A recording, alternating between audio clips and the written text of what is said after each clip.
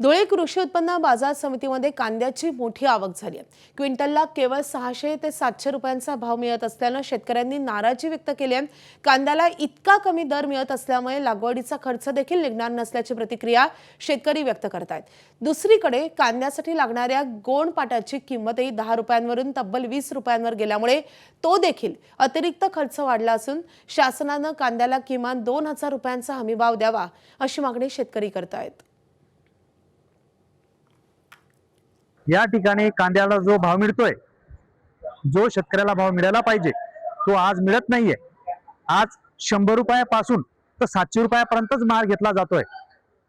परंतु शेतकऱ्याचा जर कधी पूर्ण विचार केला, त्याचं जे भांडवल जे टाकतो तो शेतकरी 1000 रुपये तर 1200 रुपये शेतकऱ्याला क्विंटली खर्च आहे। परंतु शेतकऱ्याचा माल हा जो आहे मातीमोल जातोय। कमीत कमी 1000-1200च्या पुढे हा कांद्याला भाव मिळाला पाहिजे अशी प्रत्येक शेतकऱ्याची अपेक्षा आहे। तरी सर्व कमिटीने त्या गोष्टीवरती विचार केला पाहिजे।